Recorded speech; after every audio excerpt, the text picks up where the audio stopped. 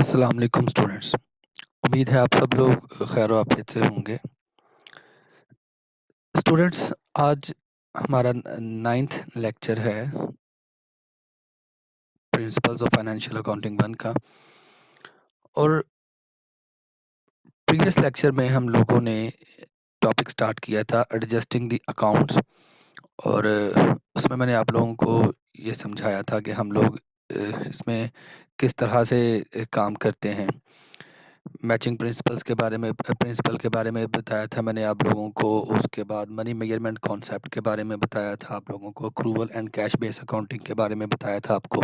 ठीक है, आज हम लोग इसको जो है वो मज़ीद कैरी ऑन करेंगे। नेक्स्ट देखेंगे आज हम लोग।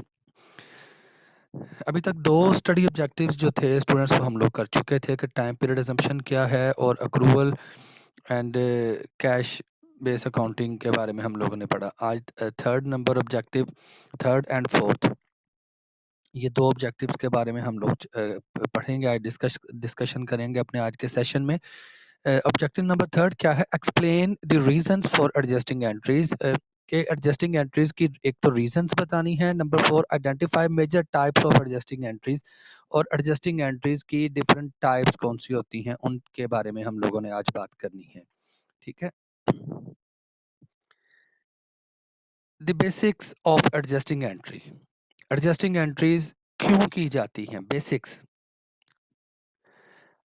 Adjusting entries make it possible to report correct accounts on the balance sheet and on the income statement.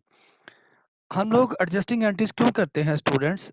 ताकि बैलेंस शीट और इनकम स्टेटमेंट, या इन शॉर्ट हम लोग कहें कि फाइनेंशियल स्टेटमेंट्स में जो फिगर्स शो हो रही हैं, जो अमाउंट शो हो रही हैं, वो करेक्ट शो की जाएं।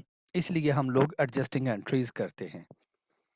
स्टूडेंट्स, मैं यहाँ पे आप लोगों को एक एग्जांपल की मदद से समझाऊंगा ताकि आप लोगों को ज़रा थोड़ी आसानी से समझ आ जाए। बच्चे देखिएगा कि अगर हम लोग ये लास्ट ईयर 2020 अभी जो वाइंड अप हुआ, एंड हुआ 31 दिसंबर को, तो अगर हम लोग बेटा 2020 की अपनी income statement, balance sheet, cash flow, owner's equity statement and cash flow वो cash flow and notes to the accounts, ये सारी स्टेटमेंट्स अगर हम लोग 2020 की बनाने लग जाएं, तो हमारे पास जो अकाउंटिंग इंफॉर्मेशन अवेलेबल होगी उसमें कुछ फ्लॉज होंगे, उसमें कुछ डेफिशिएंसीज होंगी। किस तरह की होंगी? कुछ आइटम्स ऐसी होंगी जिनको अभी रिकॉर्ड करना बाकी है। कुछ आइटम्स ऐसी होंगी जो रिकॉर्ड ज्यादा हो चुकी हैं। मतलब कि वो जो हमारा फिजिकल पीरियड था वो तो एंड हो गया, लेकिन कुछ अकाउंट्स ऐसे हैं जिनमें अभी ट्रांजैक्शंस का एंटर होना बाकी है, और कुछ अकाउंट्स ऐसे हैं जिनमें हम लोगों ने अमाउंट्स ज़्यादा एंटर कर ली हैं, उनका भी ठीक होना लाजिम है, ज़रूरी है।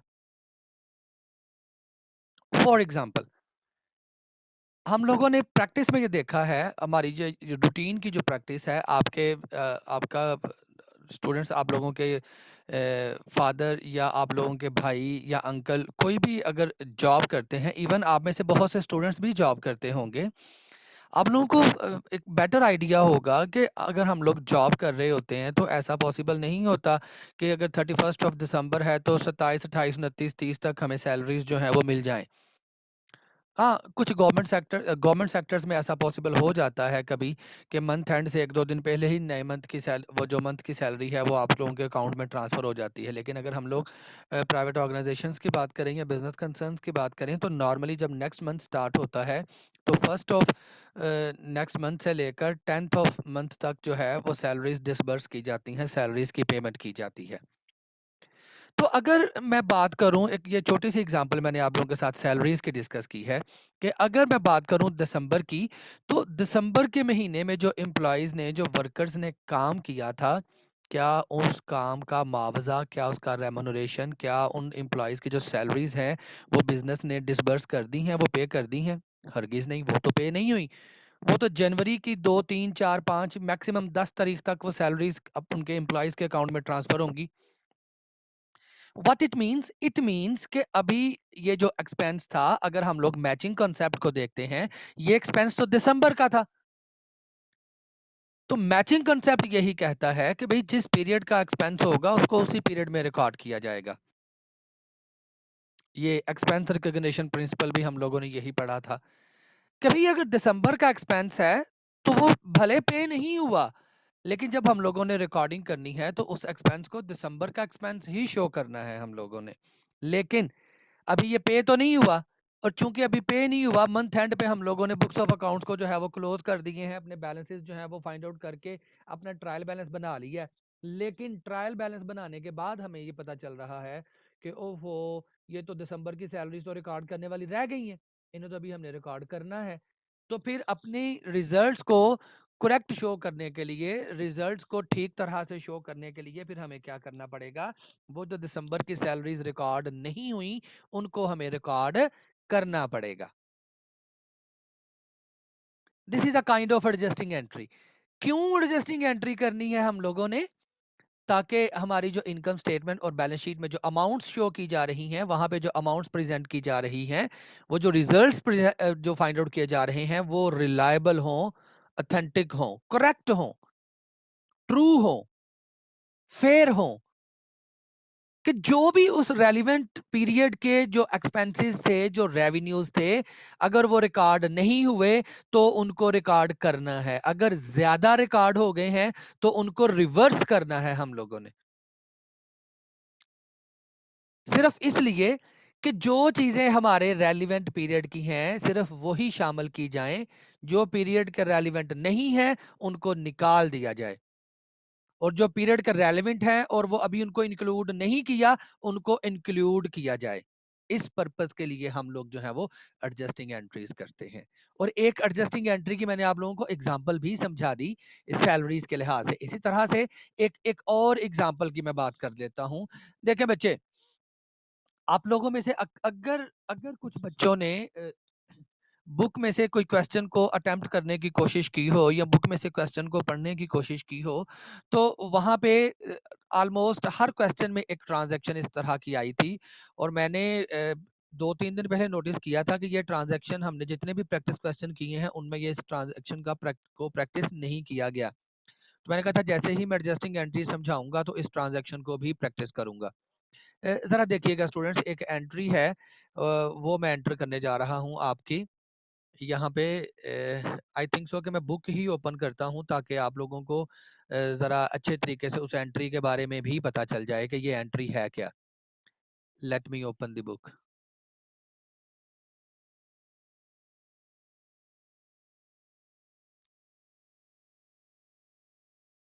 यहाँ पे आप देख सकते हैं कि मैंने प्रॉब्लम 2 जो है वो आप लोगों के सामने ओपन की है। आप लोग इसको देख सकते हैं। इसकी जनरल एंट्रीज आप लोगों ने डेफिनेटली आप लोगों ने भी की होंगी। मैं आप लोगों के सामने एक एंट्री यहाँ से डिस्कस करने जा रहा हूँ, एक जो कि काफ़ी ज़रूरी थी वो डिस्कस करनी है आप लोगों के लिए। यहाँ पे एक ट्रांजैक्शन थी, ये transaction number 12। Received $3500 advance on management consulting engagement.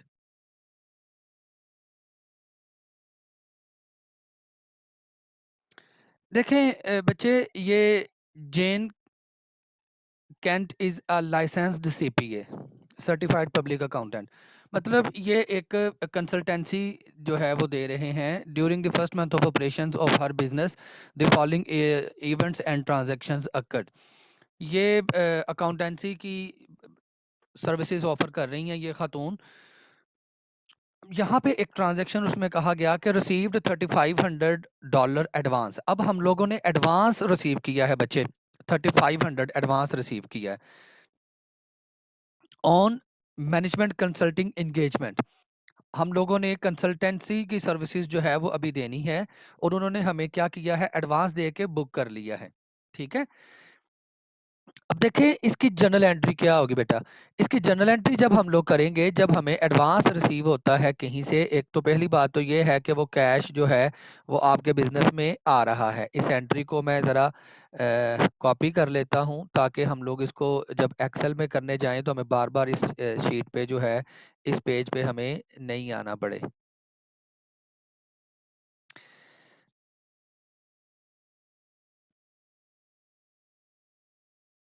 अब देखिएगा बेटा, इसकी जर्नल एंट्री हम लोग किस तरह से करेंगे। एडवांस रिसीव किया है 3500, तो कैश हमारे पास बिजनेस में आया। इसकी एंट्री हम लोग जब करेंगे तो हम एंट्री पास करेंगे कैश अकाउंट डेबिट। कैश जब आता है, मैंने कहा वो डेबिट ही होता है। When ever cash increased must be debited and when ever cash decreased credit. 3500 का कैश जो है वो हमें रिसीव हो गया। तो मैं आपसे पूछूंगा कि is it revenue for our business, क्या ये हमारे बिजनेस के लिए रेवेन्यू कहलाएगा? हरगिज नहीं, ये तो अभी हमने एडवांस लिया है, अभी सर्विसेज परफॉर्म करना बाकी है। ठीक है। इसी तरह की बिल्कुल एक और एग्जांपल मैं आप लोगों के सामने शेयर करता हूं कि बेटा देखें, आप लोगों को मैंने जो असाइनमेंट दी हुई है उसमें आप लोगों ने भी उसका कोई ट्रांसपोर्ट का या कोई ट्रैवल एजेंसी का बिजनेस जो है वो स्टार्ट किया होगा। हम लोग पीआईए की बात कर लेते हैं, पाकिस्तान एयरलाइंस की। तो पाकिस्तान इंटरनेशनल एयरलाइंस की। तो बच्चे देखें, आप लोग अगर आपने सफ़र करना हो शहर अपने मुल्क के अंदर या मुल्क से बाहर अगर सफ़र करना हो, तो आप हफ्ता 10 दिन पहले, महीना पहले अपनी जो रिजर्वेशन है वो करवा लेते हैं। टिकट्स जो हैं वो बुक करवा लेते हैं। ठीक है। इसी तरह से अगर आप किसी होटल की बात करते हैं, आपने कहीं टूर के लिए जाना है, तो आपने रिजर्वेशन जो है वो पहले ही अपने लिए वो जो रूम या अपार्टमेंट जो भी है जहाँ पे आपने जाके स्टे करना है, वो आपने एडवांस में बुक करवा लिया है। पेमेंट भी उसकी कर दी है आपने, ऑनलाइन पेमेंट कर दी, बुकिंग करवा ली आप लोगों ने। तो मैं आपसे पूछूंगा ये बच्चे कि वो जो आपने एयरलाइन कंपनी से जो आपने रिजर्वेशन करवाई है, उनको जो पेमेंट कर दी है, क्या वो पेमेंट जब कंपनी ने रिसीव की है तो क्या उनका वो रेवेन्यू बन गया है? या वो जो आपने होटल में रिजर्वेशन करवाई है, आपने एक अपार्टमेंट जो है वो उसकी बुकिंग करवाई है, या आपने एक रूम की बुकिंग करवाई है, तो क्या वो जो पेमेंट आपने उन होटल वालों को पेमेंट की है, तो क्या उनके लिए वो रेवेन्यू बन गया है? हरगिज नहीं, वो रेवेन्यू नहीं बना।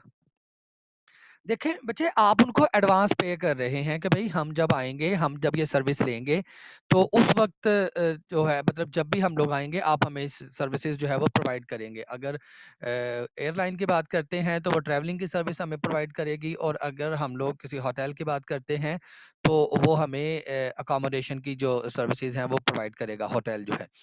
तो जब तक वो एयरलाइन, जब तक वो होटल, जब तक वो कोई भी बिजनेस जो है, इवन अगर आप लोग पार्लर में जाते हैं और आपने बुकिंग करवा ली, जी फलां दिन हमारा जो है वो फंक्शन है और हम लोगों ने ये जो है वो आपकी सर्विसेज लेनी है ब्यूटिशियन की, या वो जो भी वो सैलून है, वो मेन या वुमेन है, जो भी है सैलून जो है, तो आपने वहां पे एडवांस में पेमेंट कर दी है। बच्चे नो डाउट आप एडवांस दे देते हैं, बिजनेसेस एडवांस रिसीव कर लेते हैं, तो वो बिजनेस का रेवेन्यू नहीं होता।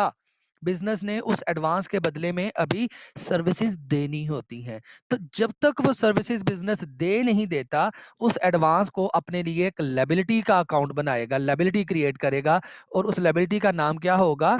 Unearned unearned service revenue.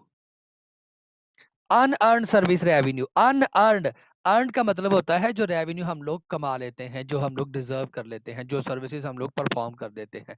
Unearned जब किसी चीज के साथ लग जाएगा, इसका मतलब क्या है कि भाई अभी हम लोगों ने सर्विसेज परफॉर्म करनी है, अभी हमने काम करना है। तो जब तक हम ये काम कर नहीं देते, तब तक ये हमारे लिए क्या बनेगा? लायबिलिटी बनेगा। ठीक है। और नरेशन क्या लिखेंगे? वही जो एडवांस रिसीव किया था हमने। क्या रिसीव किया था? ये एडवांस रिसीव्ड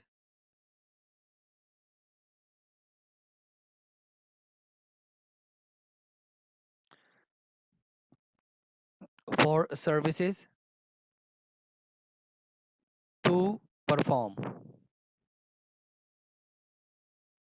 कि भाई हम लोगों ने जो सर्विसेज परफॉर्म करनी है उनके लिए क्या किया? हम लोगों ने एडवांस रिसीव किया है। अब मैं आपको एडजस्टिंग एंट्रीज बता रहा था बेटा। अब देखिए, दिसंबर के महीने में जो लास्ट ईयर जो 2020 हमारा वाइंड अप हुआ है, उस महीने तक अगर हम लोग कहते हैं जी देखें इतना हमने एडवांस लोगों से लेके रखा हुआ है, अभी सर्विसेज परफॉर्म करने वाली हैं, मंथ एंड जब हो गया, ईयर एंड हो गया, तो तब जाके हमने देखा, जब एनालिसिस किया अपनी बुक्स ऑफ अकाउंट्स को, तो तब हमें पता चला कि हाँ जी, इनमें से जो 3500 की हमने सर्विसेज प्रोवाइड करनी थी, इनमें से हम लोग जो है वो 2000 की सर्विसेज प्रोवाइड कर चुके हैं। तो बेटा जितनी सर्विसेज हम लोग प्रोवाइड कर चुके होंगे, तो क्या उतने से हमारी ये जो लायबिलिटी है अनअर्न्ड सर्विस रेवेन्यू की, वो खत्म नहीं होगी? वो लायबिलिटी खत्म हो जाएगी और उतने से फिर क्या होगा, हमारा रेवेन्यू क्रिएट हो जाएगा, हमारा रेवेन्यू अर्न हो जाएगा। ठीक है, तो फिर उसकी हम लोग एंट्री अपने पास कर लेंगे। तो this is a kind of adjusting entries. मैं एडजस्टिंग एंट्रीज को समझाने की आपको कोशिश कर रहा था, और इसी चक्कर में मैंने आप लोगों को ये एंट्री जो एक रह गई थी हमारे चैप्टर की, ये भी मैंने आप लोगों को समझा दी है कि जब हम लोग अभी काम परफॉर्म करने के लिए, अभी सर्विसेज रेंडर करने के लिए पहले से ही एडवांस ले लेते हैं और अभी सर्विसेज परफॉर्म करना बाकी होती हैं, तो उसको हम लोग अपने पास जर्नल में किस तरह से रिकॉर्ड करेंगे। उसका जब जर्नल में रिकॉर्ड करेंगे, कैश तो रिसीव हो रहा है, नो डाउट कैश डेबिट ही होगा। अब जो पैसे मिल रहे हैं वो पैसे क्यों मिल रहे हैं, अभी हम लोगों ने सर्विसेज परफॉर्म करनी है, सर्विसेज परफॉर्म करने के लिए हमने एडवांस में अमाउंट जो है वो रिसीव कर ली है। तो जब तक वो सर्विसेज परफॉर्म नहीं करते तब तक हमारे लिए वो लायबिलिटी क्रिएट होगी। और सर्विसेज परफॉर्म करके बेटा जो पैसा कमाते हैं वो हमारा रेवेन्यू होता है। तो लायबिलिटी का नाम यहाँ पे रखेंगे अनअर्न्ड सर्विस रेवेन्यू, के रेवेन्यू मिल तो गया है लेकिन अभी हम ये अर्न नहीं किया हमने, अभी ये अनअर्न है, अभी सर्विसेज परफॉर्म करने वाली बाकी हैं। ठीक है बच्चे, होप्स हो कि आप लोगों को समझ आ गई होगी।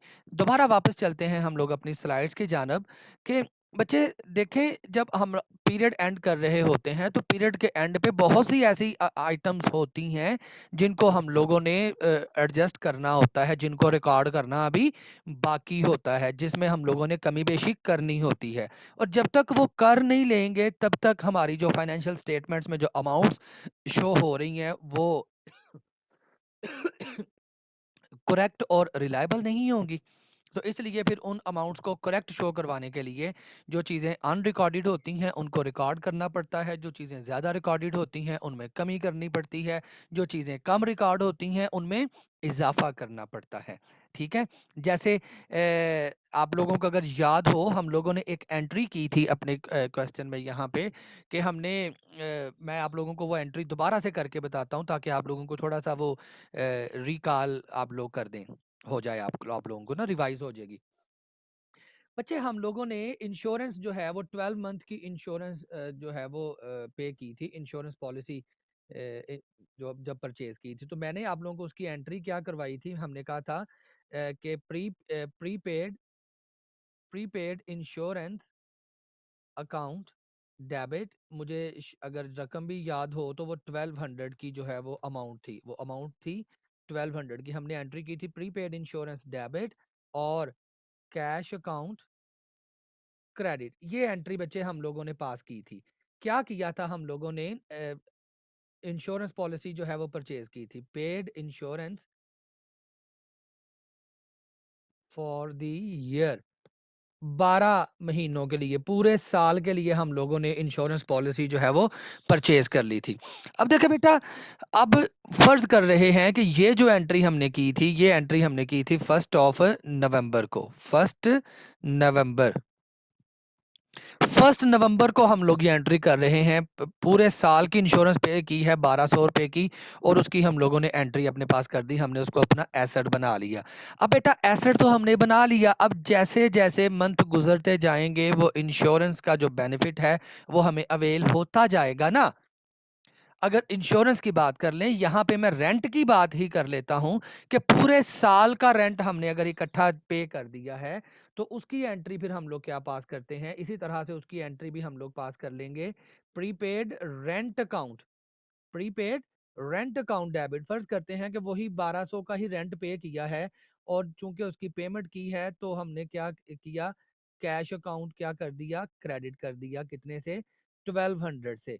और फर्ज कर लेते हैं इसकी भी कोई डेट अज्यूम कर लेते हैं, इसकी हम लोग डेट फर्ज कर लेते हैं first of first of October, कि 1 अक्टूबर को हम लोगों ने क्या किया, रेंट पे कर दिया पूरे साल का, paid rent for the year, पूरे एक साल के लिए हमने रेंट पे कर दिया। अब बेटा मैं आपको जो समझाने की कोशिश कर रहा हूँ, अब जब प्रीपेड रेंट, जब रेंट पे किया, चूंकि ये पूरे साल का हमें बेनिफिट मिलना था तो हमने क्या किया, उसको एसेट बना लिया। एसेट की डेफिनेशन हमने क्या पढ़ी थी कि वो इकोनॉमिक रिसोर्सेज जिनसे हम फ्यूचर बेनिफिट्स एक्सपेक्ट कर रहे होते हैं वो हमारा एसेट होते हैं, उन्हें हम लोग एसेट में कैटेगराइज करते हैं। अब ये हमने एसेट तो बना लिया। बेटा अब दिसंबर तक हम लोगों ने जब अपनी फाइनेंशियल स्टेटमेंट्स बनानी है, तो दिसंबर तक 3 मंथ का जो बेनिफिट था रेंट का, वो हमने रिसीव कर लिया था। तो बेटा जब 3 मंथ का बेनिफिट हम लोगों ने रिसीव कर लिया था, तो ये जो हमने अपना एसेट बनाया हुआ था, क्या ख्याल है इसमें कमी नहीं आएगी? पूरे साल के लिए उसको अपना एसेट बनाया था, अब 3 मंथ तो हमने कंज्यूम कर लिया। अब जितना यूज़ हो चुका है, उसको हम लोग क्या करेंगे, उसको अपना एक्सपेंस बनाएँगे, हम लोग एंट्री करेंगे रेंट एक्सपेंस अकाउंट डेबिट। अब 3 मंथ का रेंट था, अब 1200 अगर पूरे साल का रेंट हो तो पर मंथ 100 बनता है, तो 3 मंथ का कितना बनेगा? 300। 300 से हमने उसको अपना क्या किया, एक्सपेंस बना लिया, और उतने से हमारा ये जो एसेट है ये खत्म हो जाएगा। तो हम लोग उस एसेट को जब खत्म होगा, कमी होगी, तो उसे क्रेडिट कर देते हैं। हम एंट्री पास कर लेंगे प्रीपेड रेंट अकाउंट क्रेडिट। ठीक है, ये 300 से हम लोग क्या करेंगे, इसे क्रेडिट कर लेंगे। तो ये बच्चे मैंने क्या किया है, ये मैंने 31 ऑफ दिसंबर को मैंने बेटा एडजस्टिंग एंट्री पास की है। ये क्या थी? ये एडजस्टिंग एंट्री थी।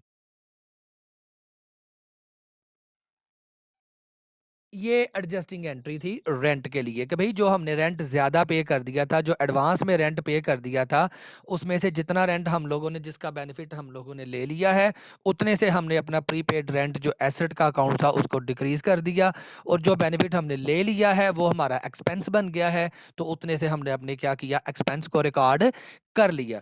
मेरा क्वेश्चन आप लोगों से ये है बच्चे, मैं आप लोगों को जो बताने की कोशिश कर रहा हूँ, देखें बेटा, अगर हम लोग ये एंट्री नहीं करते, 3 माह का रेंट अगर हम लोग 2020 का रिकॉर्ड नहीं करते, तो क्या इनकम स्टेटमेंट में जो हमारा रिजल्ट आ रहा था इनकम का, क्या वो रिजल्ट ठीक होगा? ऑब्वियसली वो ठीक नहीं होगा। क्यों ठीक नहीं होगा? क्योंकि उसने हमने रेंट एक्सपेंस 300 का इंक्लूड नहीं किया। तो जब एक्सपेंस कम लिखेंगे तो हमारा प्रॉफिट ज्यादा शो हो रहा होगा। ठीक है, तो वो अगर बच्चे जो आइटम्स मिसिंग हैं, अगर उनको रिकॉर्ड नहीं करते, तो हमारी जो फाइनेंशियल स्टेटमेंट्स में फिगर शो हो रही हैं बेटा, वो कभी भी रिलायबल नहीं होंगी, कभी वो ट्रू पिक्चर जो है बिजनेस के अफेयर्स का, या ट्रू रिजल्ट्स जो हैं बिजनेस ऑपरेशंस के, वो कभी भी शो नहीं करेंगी फाइनेंशियल स्टेटमेंट्स। तो फाइनेंशियल स्टेटमेंट्स को मोर रिलायबल बनाने के लिए, बिजनेस की ट्रू पिक्चर को शो करने के लिए, हमें क्या करना पड़ता है कि जो आइटम्स अनरिकॉर्डेड हैं, या जो आइटम ज्यादा रिकॉर्ड हैं, उनको कम करना पड़ता है, जो कम रिकॉर्ड हैं उनको ज्यादा करना पड़ता है, और जो रिकॉर्ड करना भूल गए हैं उनको रिकॉर्ड करना पड़ता है। ठीक है, तो ये जो हम लोग रिकॉर्डिंग कर रहे हैं eight the end of the year, eight the end of the accounting period, वो जो अकाउंटिंग पीरियड जो हम लोगों ने टाइम पीरियड असम्पशन में पढ़ा था, कि अकाउंटेंट्स क्या करते हैं अपनी सहूलत के लिए बिजनेस की इकोनॉमिक लाइफ को एक जो है वो डिफरेंट टाइम इंटरवल्स में डिवाइड कर देते हैं रिपोर्टिंग पर्पस के लिए। तो जैसे ही वो एक पीरियड एंड होता है, उस पीरियड के एंड पे हमें ये सारा काम करना पड़ता है, देखना पड़ता है कि कौन सी चीज़ स्किप है, कौन सी चीज़ ज़्यादा रिकॉर्ड है, कौन सी चीज़ कम रिकॉर्ड है। तो फिर हमारा हमने जो ऑलरेडी अकाउंट्स मेंटेन किए हैं, उन्हीं अकाउंट्स के अंदर हम लोगों को नेसेसरी एडजस्टमेंट्स, जमा नफ़ी जो है वो करना पड़ता है। तो ये जो नेसेसरी हम लोग ट्रीटमेंट करते हैं, एडिशन का, सब्ट्रैक्शन का, न्यू रिकॉर्डिंग का, this treatment is called adjusting the accounts. इसको हम लोग एडजस्टिंग द अकाउंट्स कहते हैं। और ये एडजस्ट करते क्यों हैं? प्रीवियस लेक्चर बेटा वो सारे का सारा इसी पे था, कि मैचिंग कंसेप्ट को देखने के लिए, टाइम पीरियड असम्पशन को जो है वो मद्देनजर रखने के लिए, और उसके साथ ही साथ रेवेन्यू और एक्सपेंस की recognition at this time when it was incurred, उस वक्त हम लोग उसको रिकॉर्डिंग करने के लिए, या रेलिवेंट पीरियड के एक्सपेंसेस और रेवेन्यूज को मैच करके बिजनेस के रिजल्ट्स को फाइंड आउट करने के लिए हमें क्या करना पड़ता है, अपनी बुक्स ऑफ अकाउंट्स को एडजस्ट करना पड़ता है। नेसेसरी जो ज़रूरी जो अमल होता है जमा नफ़ी का, किसी अकाउंट में कमी करनी, किसी अकाउंट में इजाफा करना, जो चीज़ रिकॉर्ड नहीं है उसको रिकॉर्ड करना, ये सारा अमल बेटा हमें करना पड़ता है। ठीक है, तो ये अगर हम लोग इसको बेटा वापस चलते हैं अपनी स्लाइड्स की तरफ, अगर सिर्फ हम लोग स्लाइड्स पे ही रिलाय कर रहे होते, तो हम लोगों को शायद इतनी अच्छी समझ ना आती। तो मैंने तो अपनी तरफ से पूरी कोशिश की है कि आपको प्रैक्टिकली ये कुछ ट्रांज़ैक्शंस जो हैं, वो करके आप लोगों को समझाऊँ, ताकि आप लोगों को ज़्यादा समझ आए। 1 सेकंड स्टूडेंट्स, मैं वापस चलता हूँ। वो एक ट्रांज़ैक्शन जो मैंने अनअर्न्ड रेवेन्यू की लिखी थी, उसके बारे में भी मैं आपको एडजस्टमेंट करनी सिखाता हूँ। अब देखिएगा बेटा, ये हम लोगों ने दिसंबर के महीने में क्या किया, ये 12th ऑफ दिसंबर को हम लोगों ने कुछ एडवांस ले लिया था कस्टमर से, कि हम लोगों ने क्या करना था, अभी सर्विसेज परफॉर्म करनी थी, तो कस्टमर से हमने क्या किया, एडवांस रिसीव कर लिया। अब जैसे ही एडवांस रिसीव किया बेटा, हमने एंट्री पास कर ली, कैश अकाउंट डेबिट, और अनअर्न्ड सर्विस रेवेन्यू को अपनी लायबिलिटी बनाकर क्या कर लिया, क्रेडिट कर लिया। अब दिसंबर का मंथ खत्म हो गया, साल 2020 खत्म हो गया। अब हमने साल 2020 के लिए अपनी इनकम स्टेटमेंट या अपनी फाइनेंशियल स्टेटमेंट्स जो हैं सारी की सारी, वो प्रिपेयर कर दी हैं। और एंड ऑफ द मंथ जाके 2-3 जनवरी को जाके जब हम लोग बुक्स ऑफ अकाउंट्स का एनालिसिस कर रहे हैं, तो तब हमें पता चला कि यार वो जो एक कस्टमर था, उसको तो 2000 की सर्विसेज हमने दे दी हुई हैं।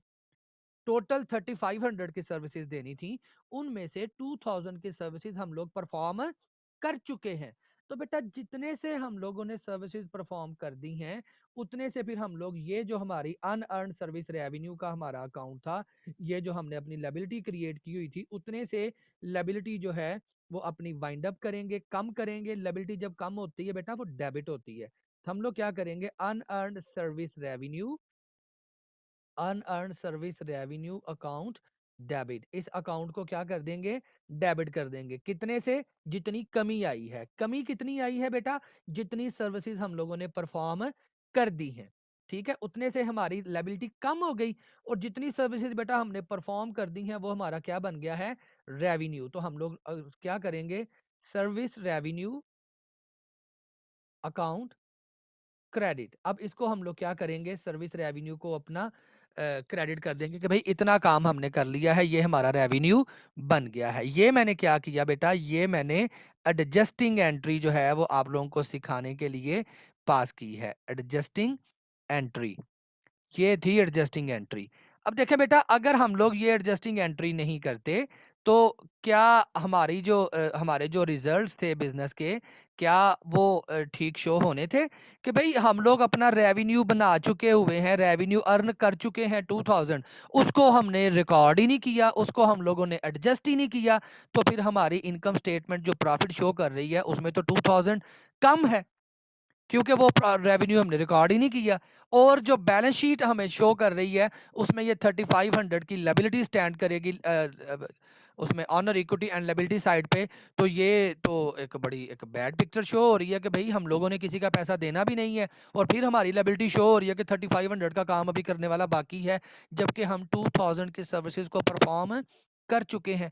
तो देखें, दो चीज़ें जो हैं वो बेटा गलत इंप्रेशन जो है वो बैड इंप्रेशन क्रिएट कर रही हैं, कि एक तो हमारी इनकम जो है वो अंडरस्टेटेड है, और दूसरी तरफ हमारी जो लायबिलिटी का सेक्शन है बैलेंस शीट में, वो ओवरस्टेटेड है, कि स्टिल हमारी लायबिलिटी शो हो रही है, और हमारा जो रेवेन्यू जो हमने अर्न कर लिया था वो शो नहीं हो रहा। तो इन चीज़ों को बेटा ठीक करने के लिए फिर हमें क्या करना पड़ता है, अकाउंट्स को एडजस्ट करना पड़ता है। और उन अकाउंट्स को एडजस्ट करने के लिए कतन हमने बेटा वो रेजर या वो वाइटनर या कोई फ्लूट नहीं पकड़ा होता कि अमाउंट्स को रेज कर करके उनको काट काट के ठीक करें, नहीं। उनकी करेक्शन करने के लिए हम लोग फिर क्या करते हैं, जर्नल एंट्रीज पास करते हैं। तो वो जो जर्नल एंट्रीज बच्चे पास करते हैं अनरिकॉर्डेड चीज़ों को, या ओवरस्टेटेड चीज़ों को, या अंडरस्टेटेड चीज़ों को बुक्स ऑफ अकाउंट्स में रिकॉर्ड करने के लिए, उसे हम लोग नाम देते हैं adjusting entries. At the end of the year, साल के या पीरियड के एंड पे, at the end of physical period या at the end of physical year. ये लास्ट लेक्चर में मैंने आपको बताया था कि डिपेंड करता है कि बिजनेस अपनी जो बुक्स ऑफ अकाउंट्स हैं वो साल बाद क्लोज कर रहा है या महीने के बाद क्लोज कर रहा है। क्लोज कर रहा मतलब कि बुक्स ऑफ अकाउंट्स अपने ऑपरेशंस को वाइंड अप करके फॉर द टाइम बीइंग उस पर्टिकुलर टाइम पीरियड का रिजल्ट मालूम करने के लिए फाइनेंशियल स्टेटमेंट्स पर बिजनेस क्या करता है, प्रिपेयर करता है। आई थिंक सो कि आप लोगों को समझ आई होगी। अभी बाकी हम लोग कंटिन्यू करते हैं students. 1 minute, less than 1 minute हमारे पास रह गया है। नेक्स्ट दोबारा जो सेशन है उसमें मैं कंटिन्यू करता हूँ, तो बाकी रिमेनिंग पोर्शन लेक्चर का उसमें हम लोग डिस्कस करेंगे। ठीक है स्टूडेंट्स।